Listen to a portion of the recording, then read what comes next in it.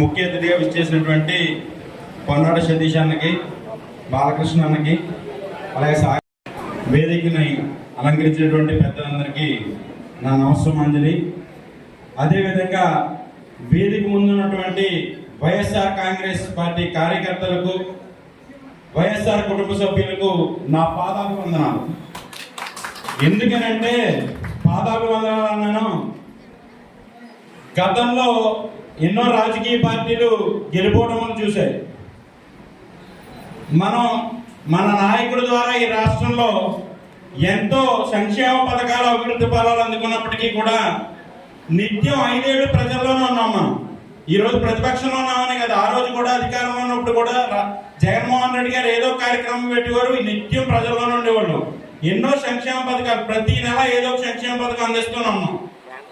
అయినా కానీ ఇంత ఘోరవటమి చెందిన తర్వాత సతీష్ అన్న గుర్తుందో లేదో, మనం జగన్ గారి ఇంటి దగ్గర కలిసినప్పుడన్నా మనం విస్తృత స్థాయి సమావేశం పెట్టుకోవాలన్నప్పుడు అసలు ఏంటి పరిస్థితి, అయోమయం, అసలు పార్టీ పరిస్థితి ఎలా ఉంది, ఏంటి రేపు పొద్దున్న ఫ్యూచర్ ఏంటి అనే సందిగ్ధం నాయకుల్లో కూడా చాలా మందిలో ఉంది. కానీ ఈ రోజు సంవత్సరం గడిచింది, 13 మాసాలు గడిచింది.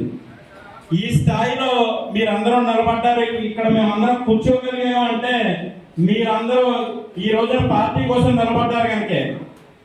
అందుకే ఈ రోజు మీ అందరికీ పాదాభివందనం అంటున్నాను. ఎందుకంటే గతంలో తెలుగుదేశం పార్టీ నాయకులు ఈ రోజు చెప్పలు జరుచుకుంటూ కాలర్లు ఎగరేసుకుని మన మీద యుద్ధానికి రెడీ అంటున్నారు. కానీ అధికారం ఉందని వాళ్ళ ఓడిపోయినప్పుడు వాళ్ళ బయటికి రావడానికి 4 ఏళ్ళు పట్టింది.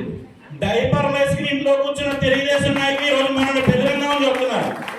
కానీ ఈ రోజున రెట్టించిన ఉత్సాహంతో మీరందరూ కూడా జగన్మోహన్ రెడ్డి గారి ప్రతి ఇంటికి కూడా సంక్షేమ ఫలాలు, ఈ రాష్ట్రానికి అభివృద్ధి ఫలాలు అందించారు కాబట్టి ఎంత ధైర్యంగా మీరు అందరూ కూడా బయటికి రాగలుగుతున్నాం.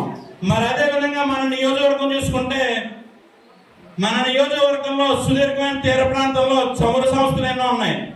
ఇక్కడ ఉన్నటువంటి మన మండలంలో అయితేనే, అటేపు కోనసీమలో అయితేనేమి ఎంతో మంది సర్పంచ్ స్థాయి నుంచి ఎమ్మెల్యే స్థాయి వరకు ఉన్నటువంటి నాయకులు ఎంతో మంది ఇక్కడ ఉన్నటువంటి చమురు సంస్థలు ఉపయోగించుకుని ఆస్తులు కూడబెట్టి అక్కడ గేట్ల దగ్గర రిలయన్స్, జిఎస్పిసి, ఓఎన్జిసి లాంటి కంపెనీల గేట్ల దగ్గర నిలబడి ఆస్తులు కూడబెట్టుకుని ఆ సొమ్ములతో వాళ్ళ బంధువులు, వాళ్ళ సోదరులు ప్రతి సంవత్సరం జోదాలు ఆడుకుంటూ, పందాలు వేసుకుంటూ ఎంజాయ్ చేసినటువంటి పరిస్థితి. మరి అదే గడిచినటువంటి 5 ఏళ్ళలో మన సతీష్ గారు ఆ చమురు సంస్థల దగ్గర తీసుకొచ్చిన సొమ్ములతో ఈ నియోజకవర్గం యొక్క ప్రజల దాహార్తి తీర్చడం కోసం 121 ట్యాంకులు కట్టడమే కాక ప్రతి ఇంటికి కూడా ఈ రోజున కూడా ఇచ్చినటువంటి పరిస్థితి. మన ఆ ధైర్యంతోనే ఈ రోజు ధైర్యంగా నియోజకవర్గంలో ఎవడైనా పై ప్రాంతాల గురి చేయాలనుకున్నా ధైర్యంగా తిరగలుగుతూనే ఉంటే అక్కడ ఉన్నటువంటి మన జగన్మోహన్ రెడ్డి గారు, మన నాయకుడుగా ఉన్నటువంటి నియోజకవర్గంలో సతీష్ గారే కారణం.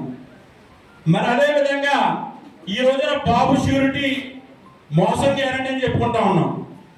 ప్రజలందరూ కూడా ప్రతిసారి మోసపోతూనే ఉంటారు చంద్రబాబు నాయుడు చేతిలో. మనం ఎన్ని ఇచ్చినా అరచేతిలో వైకుంఠం చూపిస్తాడు, మళ్ళీ మోసపోతూనే ఉంటారు. కానీ ఏదైనా మనం ఎన్ని చేసినా కానీ ప్రజల్లోకి తీసుకెళ్లి సతీష్ అన్న చేసినా, లేకపోతే అక్కడ జగన్మోహన్ రెడ్డి గారు చేసినైనా మనకి మన మీద ప్రేమ ఉన్న ఓట్ల రూపంలో అవి మలచాలంటే తప్పనిసరిగా కార్యకర్తనన్నా. నేను ఈ సభాముఖంగా ఎక్కువ మాట్లాడదలుచుకోలేదు, అందరూ మాట్లాడతారు కాబట్టి వక్తలు. నేను ఒకటే అడుగుతూ ఉన్నాను.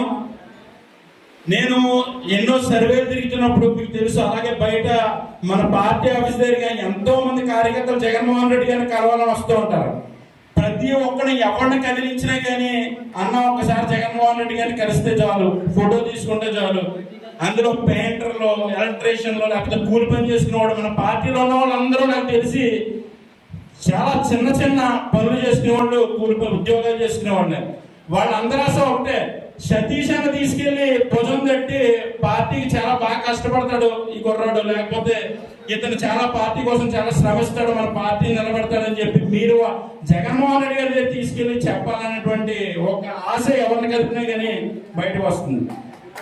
అందుకని నేను ఇక్కడ శ్రీనాథ్ ఉన్నాడు, మీరు వెళ్ళినప్పుడల్లా కంపల్సరీ తప్పనిసరిగా 10-15 మందిని తీసుకెళ్తాడు. అలాగే శ్రీనాథ్ నేను మీకు తెలియజేసి ఒకరిద్దరు కంపల్సరీ తప్పనిసరిగా తీసుకెళ్ళి కనీసం వాళ్ళ కష్టాన్ని గుర్తించి మనం వాళ్ళకి ఇది తృప్తి మిగిల్చాలన్నటువంటి కోరిక కోరుతున్నాను. మరి అదే విధంగా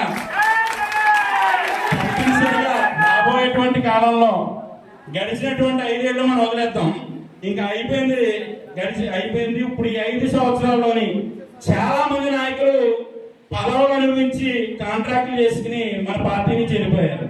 కానీ ఈ రోజు ఇక్కడ ఉన్నటువంటి అందరూ కూడా నిస్వార్థంతో ఈ రోజు మన దగ్గర మన కోసం మన పార్టీ కోసం నిలబడినందుకు రాబోయేటువంటి కాలంలో తప్పనిసరిగా మనకి ఇందులో ఉంచే మంచి నాయకులు మనం పిక్ చేసుకోవడం, వెళ్ళిపోయిన వాళ్ళందరి గురించి వదిలేని వాళ్ళందరూ కూడా స్క్రాప్ వెళ్ళిపోయారు. ఈ మీలో నుంచి ఎంతో మంది నాయకులు పుట్టాలని మేము కోరుకుంటా ఉన్నాం. మీరు అందరినీ కూడా తప్పనిసరిగా గుర్తించాలి రాబోయేటువంటి కాలంలో. మరి అదే విధంగా ప్రతిపక్షంలో ఉన్నాం కాబట్టి మెయిన్ ఏదైనా కానీ యువజన విభాగం, విద్యార్థి విభాగం, అలాగే ఈ రోజున సోషల్ మీడియా, దాని తర్వాత రైతులు, మరి అదే విధంగా మహిళలు తప్పనిసరిగా క్రియాశీలకంగా ఉంటారు కాబట్టి యువతకు ఎక్కువ ప్రాధాన్యం ఇచ్చి నాయకత్వ లక్షణాలు ఉన్నటువంటి అందరినీ కూడా ప్రోత్సహించాలని కోరుకుంటున్నాను.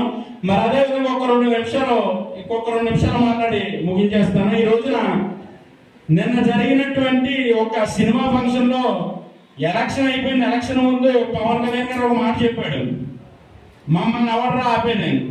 ఇప్పుడు మళ్ళీ ఎలక్షన్ అయిపోయింది కూడా మమ్మల్ని ఎవరు ఆపుతాడు అంటున్నాడు.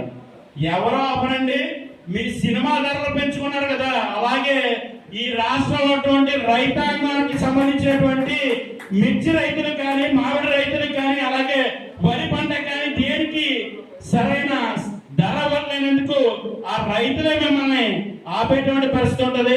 మరి అదే విధంగా ఈ రాష్ట్రంలో ఉన్నటువంటి యువతని ఏ విధంగా అయితే మీరు మోసం చేశారో, నిరుద్యోగ వృత్తిస్తామని చెప్పి, ఉద్యోగాలు కల్పిస్తామని చెప్పి ఉన్నటువంటి కంపెనీలు ఈ రోజు తిరిగి వాళ్ళ భూములు లాక్కుంటా ఉన్నారు. వాళ్ళే ఆ యువతే మిమ్మల్ని ఆపుతారు. తప్పనిసరిగా రాబోయేటువంటి కాలంలో మేమెవరు ఆపాల్సిన పరిస్థితి ప్రజలే ఆపుతారని సభా వేదిక ద్వారా పవన్ కళ్యాణ్ గారికి హెచ్చరిస్తా ఉన్నాం. మరి అదే విధంగా రెడ్ బుక్ రాజ్యాంగాన్ని అమలు చేస్తూ లోకేష్ గారు వాళ్ళ పార్టీ నాయకులు ఈ రోజున మాట్లాడుతూ ఉన్నారు. లోకేష్ గారు ఏమంటా ఉంటాడంటే, మేము మొత్తం అన్ని ఇచ్చేసాం, ఈ రాష్ట్రంలో సంక్షేమం అందించిందే మా తాత మా బాబు, మేమే టీడీపీ అంటేనే సంక్షేమం అన్నాడు. ఏమి ఇచ్చారా మీరు సంక్షేమం? ఈ రోజుకి ప్రజలకు తెలియక 2 రూపాయల బియ్యం మీ తాత ఇచ్చాడు అనుకుంటున్నారు. 2 రూపాయల బియ్యం తీసుకొచ్చింది ₹1.92 కోట్ల విజయభాస్కర్ రెడ్డి గారని ఇది మీరు అందరూ కూడా ఒకసారి ప్రజల్లోకి తీసుకెళ్ళవలసినటువంటి పరిస్థితి ఉంది. వాళ్ళ పార్టీ పేరు చెప్పుకునే సంక్షేమ పథకం వాళ్ళు ఒకరా కొట్టింది అది ఒకటే, కానీ అది కూడా గ్లోబల్స్ ప్రచారమే తప్ప అది కూడా కాంగ్రెస్ పార్టీలో